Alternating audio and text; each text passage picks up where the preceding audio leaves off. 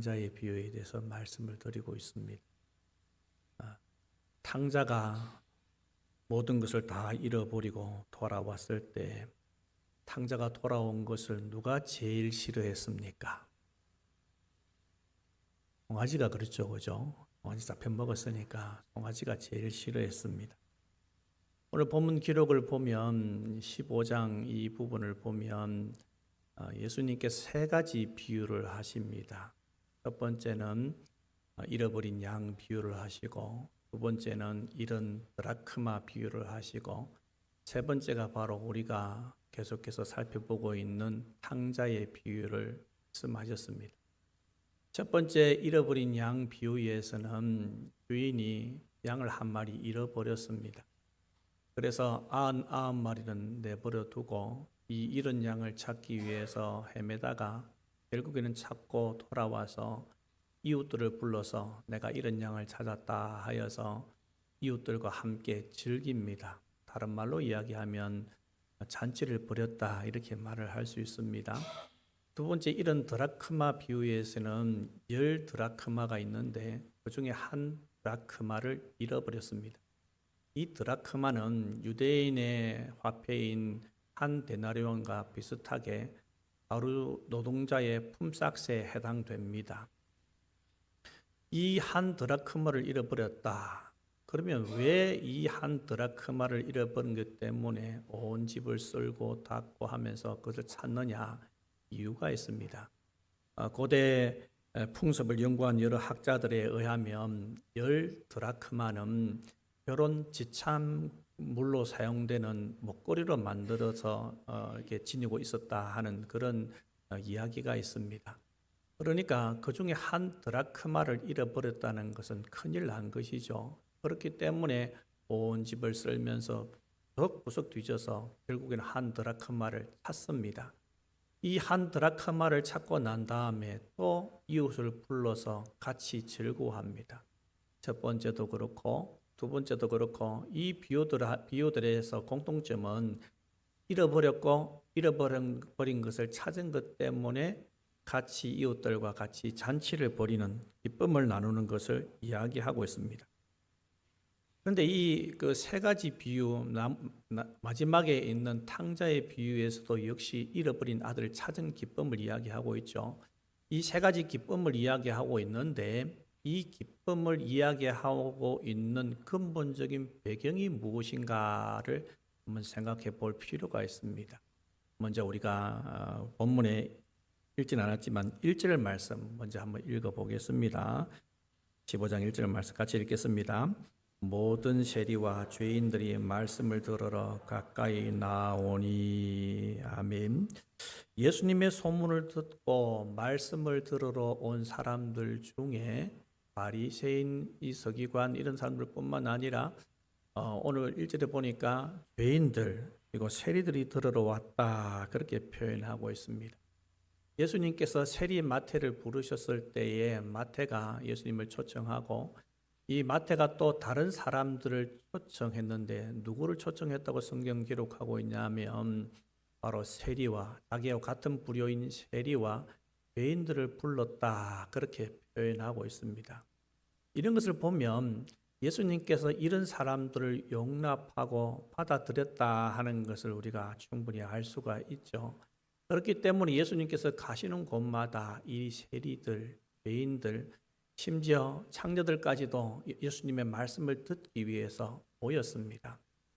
이 예수님의 말씀을 들으러 모인 이 세리와 죄인들에 대해서 별로 좋아하지 않는 무리들이 있었는데 그 무리를 2절에서 이렇게 표현하고 있습니다.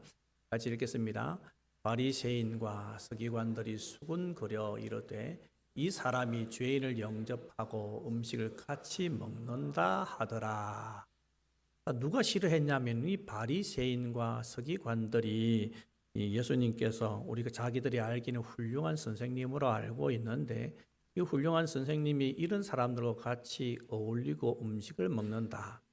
그들은 이해할 수가 없었습니다. 그렇기 때문에 이 사람들이 불평불만을 하는 겁니다. 당시 세리는 로마 나라의 세금을 거두어 바치는 일을 했던 사람입니다. 그렇기 때문에 같은 유대인일지라도 유대인들로부터 손가락질을 받고 배신자, 매국노, 자신들을 착취한 사람들로 사람들은 인식을 했습니다. 죄인들은 그러면 어떤 사람들이냐? 이런 사람들은 이 바리새인과 서기관들이 보았을 때에 그렇게 의롭지 못한 사람들을 다 지칭합니다.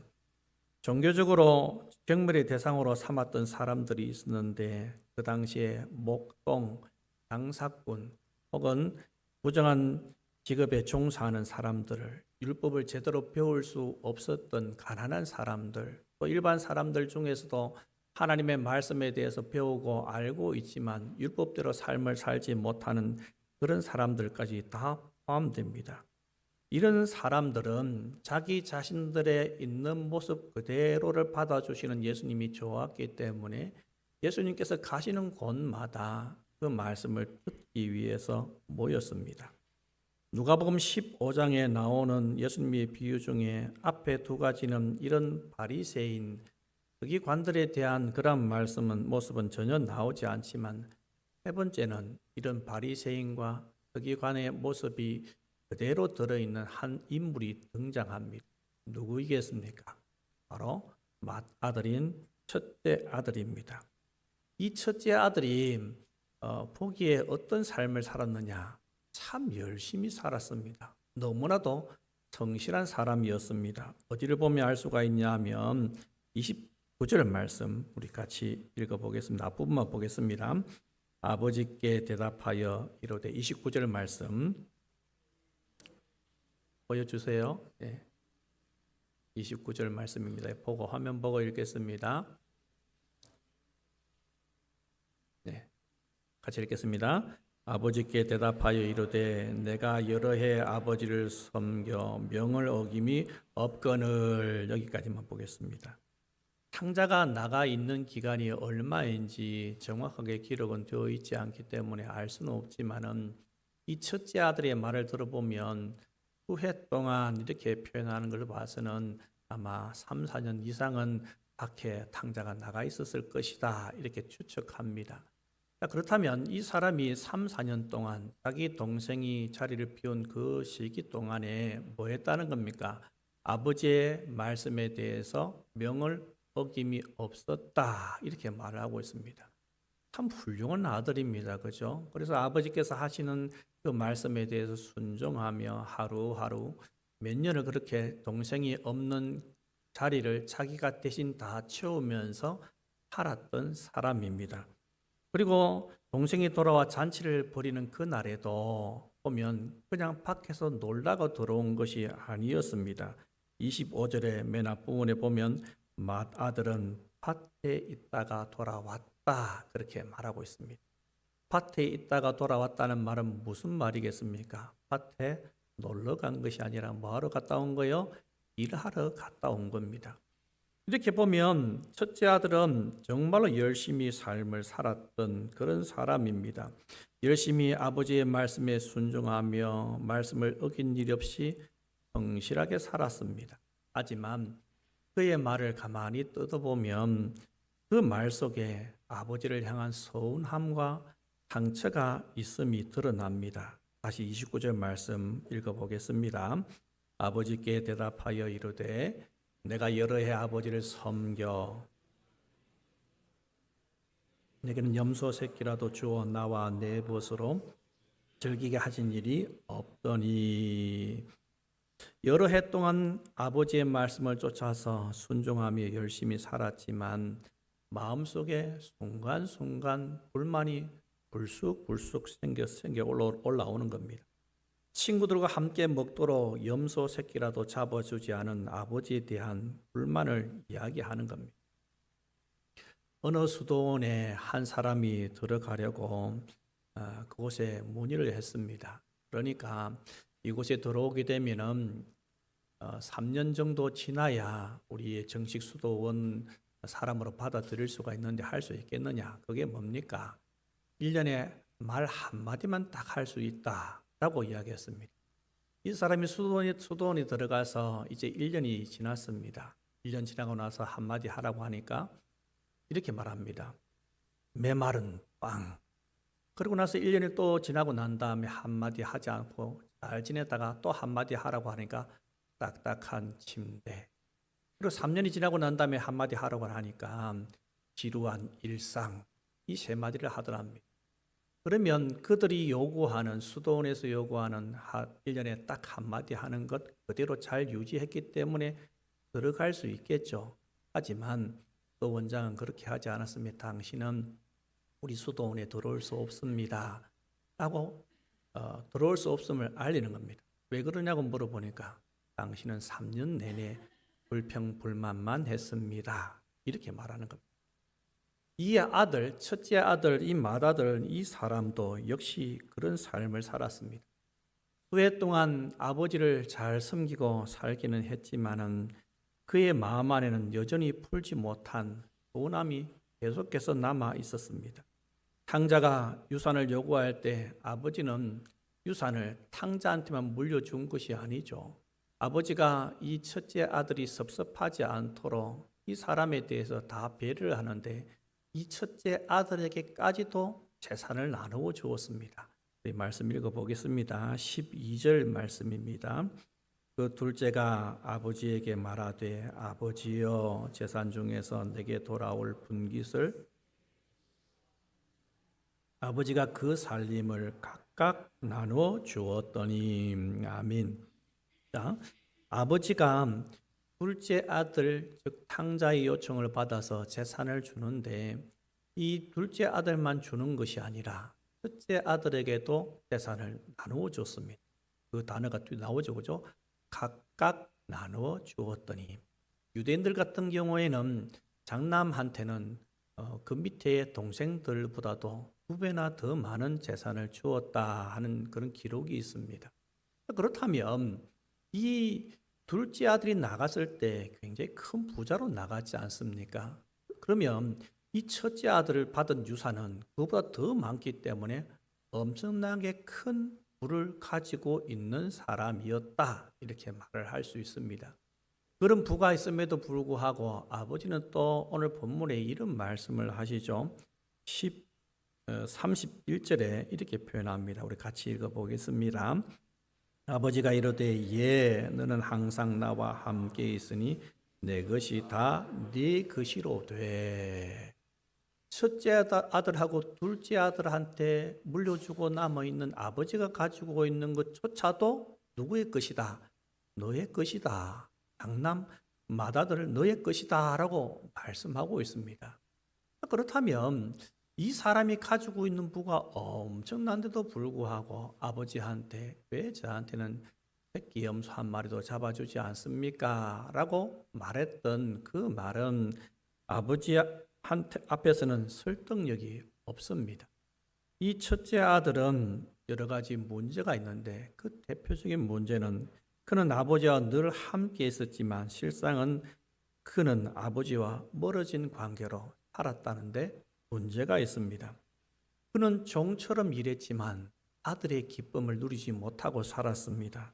순종은 했지만 사랑 없이 의무감으로만 살았습니다.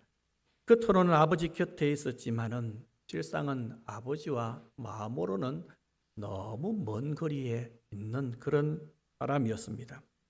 혹시 우리한테도 이런 모습은 없는지 한번 잘 살펴봐야 합니다. 처음에는 하나님의 은혜에 감사해서 하나님께서 주신 일을 했는데 언제부터인가 하나님의 은혜는 없고 그냥 일만 남아서 일하고 있지는 않습니까? 이를 위한 일이 되어 지치지는 않았습니까? 교회에 몸은 와 있지만 하나님을 생각하지 않고 그냥 예배의 순수만 따르는 것은 아닌지 우리 자신을 돌아봐야 합니다. 우리도 때때로 삶 속에서 하나님을 놓칠 때가 있습니다. 교회를 다니는데 하루 종일 살면서 의식적으로 하나님의 이름을 한 번도 부르지 못하고 찬양은 하는데 다른 생각 때문에 은혜에 젖어 찬양하지 못하고 신앙생활을 하면서도 신앙과 어긋나는 말과 행동을 할 때가 없는지 돌아보아야 합니다. 맏아들을 한번 보십시오. 뭔가 열심히 하기는 하고 아버지와 가까이 살기는 하는데 아버지와 친밀함이 보이지 않습니다. 첫째 아들이 아버지 마음과 멀어졌던 것처럼 바리새인과 서기관들도 하나님을 향하여서 열심히 산다고 하지만은 그들은 하나님과 상관이 없는, 하나님께서 인정하지 않는 그런 삶을 살았습니다.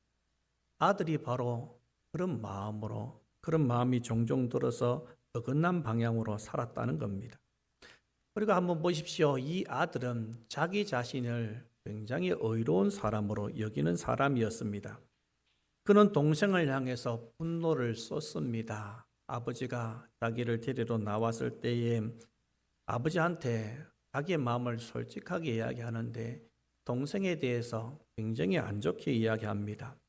그는 동생이 돌아온 것도 별로 기분이 좋지 않고 자기 아버지한테 받았던 유산을 다 허랑방탕하게 낭비한 것도 기분 나쁘고, 그리고 그렇게 돌아온 아들을 위하여서 잔치를 벌인 것도 그 마음에 별로 들지 않았습니다. 그래서 집에도 들어가지 않으려고 합니다. 그러면서 아버지한테 불만을 쏟는데 우리 30절 말씀 같이 읽어보겠습니다. 아버지의 살림을 창녀들과 함께 삼켜버린 이 아들이 돌아오매 이를 위하여 살진 송아지를 잡으셨나이다. 동생을 향해서 독설을 쏟아냅니다. 동생이 돌아와서 아버지가 잔치를 벌였다는 말에 화가 치밀어서 들어오려고 하지도 않은 이 맏아들을 알고 아버지는 이 맏아들을 직접 나와서 같이 들어갈 것을 권합니다. 하지만 이 아들은 들어갈 마음이 전혀 없습니다. 그러면서 동생을 아주 나쁜 사람으로 이야기합니다. 이렇게 나쁜 동생으로 묘사하는 것에는 다른 뜻이 있습니다. 무슨 뜻입니까? 나는 아버지한테 명도 어기지 않고 열심히 살았는데 잘 산 저한테 이렇게 대우하는 것이 정당한가 하는 그런 섭섭한 마음을 느껴서 아버지한테 이야기합니다. 바리새인들, 서기관들을 보십시오. 이들도 스스로 자기 자신들이 의롭게 여기는 사람들이었습니다. 그들의 신앙은 하나님의 말씀을 쫓아서 살아가는 순종이 신앙이 아니라 자기의가 그들의 신앙이었습니다. 바리새인과 서기의 기도에 대해서 예수님께서 하신 말씀이 있는데 거기에 보면 바리새인이 어떻게 기도합니까? 하나님 아버지, 하나님, 저는 호색, 불이, 간음도 하지 않았습니다. 일에 2번씩 금식하였습니다. 내 소득의 10의 1을 하나님께 드렸습니다. 이렇게 자기가 잘한 것에 대해서 계속해서 열거했습니다. 하지만 세리는 어떠합니까? 감히 고개도 들지 못하고 하나님 저를 불쌍히 여겨주십시오. 저는 죄인입니다. 라고 기도했습니다. 여러분 보십시오. 우리가 하나님 앞에서 뭔가를 잘했다고 열거할 만한 것이 있습니까? 아무리 도덕적으로 훌륭한 삶을 살아 많은 사람들의 존경을 받는 사람일지라도 하나님 앞에서 자기의 삶을 당당하게 내어놓을 수 있는 사람, 사랑할 수 있는 사람은 아무도 없습니다. 그래서 제가 자주 이사야 말씀을 여러분들한테 말씀을 드렸습니다. 사람의 의는 뭐와 같다고요? 더러운 옷과 같다라고 말씀하고 있습니다. 우리는 다 죄인입니다. 내가 부족하기 때문에 다른 사람들을 충분히 용납할 수 있는 그런 죄인들입니다. 하나님께서 나를 그렇게 사랑하셨다면, 그런 나를 사랑하셨다면 우리도 역시 용납하고 용서하지 못할 사람은 아무도 없는 겁니다. 이렇게 자기 자신을 의롭게 여기는 맏아들, 자기 동생을 더 악하게 말하는 이 아들은 실상은 가만히 살펴보면 이 사람이 아버지의 은혜가 더 필요한 사람이라는 것을 알 수 있습니다. 정작 아버지의 은혜가 필요했던 사람은 둘째 탕자가 아니라 바로 맏아들이었습니다. 탕자의 겉모습은 어떠했습니까? 거지꼴이었습니다. 그러면 그 마음의 상태는 어떠했을까요? 당연히 거지와 같은 그런 상태였습니다. 그런데 그렇기 때문에 이 탕자에게는 아버지의 절대적인 용서와 아버지의 은혜가 절대적으로 필요했던 그런 사람입니다. 그러면 맏아들은 어떠합니까? 마다들을 보십시오.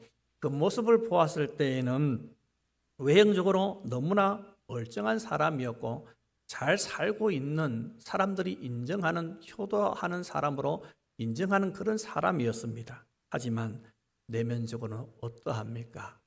그는 아버지와 가까이 하지 못하는 실제로 탕자였습니다. 문제는 이런 탕자는 겸손하게 무릎을 꿇기가 힘이 든다는 겁니다.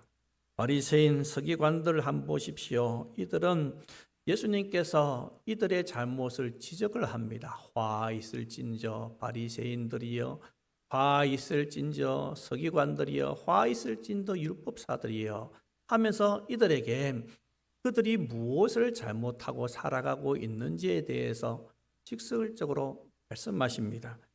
그렇게 예수님께서 그들을 비판했지만은 그들은 그 비판을 받아들이지 않고 오히려 예수님을 죽이려고 덤벼들고 자기 잘못을 인정하지 않았습니다.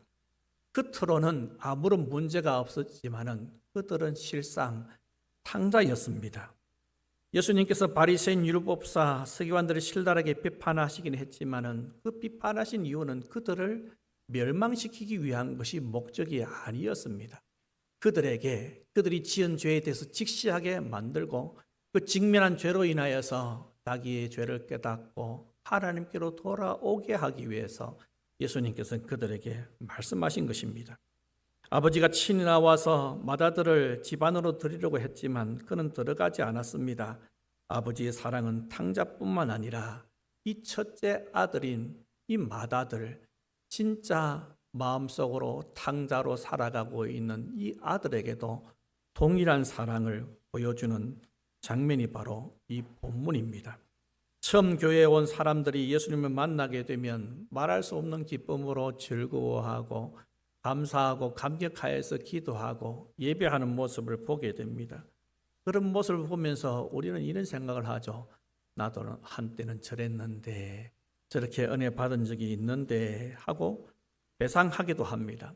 하지만 하나님께서는 그렇게 과거만을 회상하며 그 기뻤던 때를 그냥 과거 속에만 머무는 것을 원하시지 않습니다. 그들에게, 처음 온 사람들에게 베풀어 주신 은혜를 기존에 교회 다니고 있는 우리 성도들에게도 하나님께서는 베풀어 주시기를 원하십니다. 하나님께서 우리를 은혜의 기쁨의 잔치로 초청하십니다. 같이 들어가자. 너에게도 이 기쁨을 줄게. 너도 같이 기뻐할 수 있어. 너에게도 이 은혜를 내가 줄게. 내가 너한테 예비해 놓은 은혜가 얼마나 큰지 내가 보여줄게. 우리에게도 잔치에 들어가서 그 기쁨을 함께 누리기를 원하셔서 하나님께서는 우리를 수시로 계속해서 초청하고 있다는 것을 잊지 마시기 바랍니다. 첫째 아들은 잔치 자리에 들어가기에 머뭇거렸지만은 우리는 그 문을 열고 들어갈 수 있습니다. 이 초청에 응하여 집에 들어가기만 하면 탕자가 누리는 기쁨을 같이 누릴 수 있습니다. 다만 기억해야 할 것은 하나님의 요청에 집에 들어가기 위해서는 나 자신도 탕자였음을 인정해야 합니다. 내가 그래도 목사인데, 내가 그래도 장립집사인데, 내가 그래도 권사인데 하는 그런 것들은 주장할 필요가 없습니다. 직분은 우리의 가치를 증명하는 것이 아니라 은혜를 기억하게 하는 자리임을 우리는 잊지 말아야 합니다. 아버지의 초청에 아버지, 저는 아무것도 아닙니다. 아버지의 은혜가 없이는 저는 아무것도 아닙니다 라고 말할 수 있는 사람이 되어야 하는 겁니다. 우리 복음성가에 보면은 나는 아무것도 아닙니다. 주님의 사랑이 없으면, 이렇게 노래하지 않습니까? 주님께서 저에게 은혜를 베풀어 주시지 않으면 저는 아무것도 아닙니다. 그냥 탕자보다도 더 악한 사람 중에 한 사람일 뿐입니다 라고 고백하며 나아가면 하나님께서는 그 은혜의 자리로 우리를 초청하시고 부르셔서 그 은혜 가운데 놀라운 기쁨과 감사를 누릴 수 있게 만들어 주십니다. 우리 모두 나아가서 잔치자리 기쁨을 다 같이 누리는 은혜가 있기를 간절히 소원합니다. 아멘.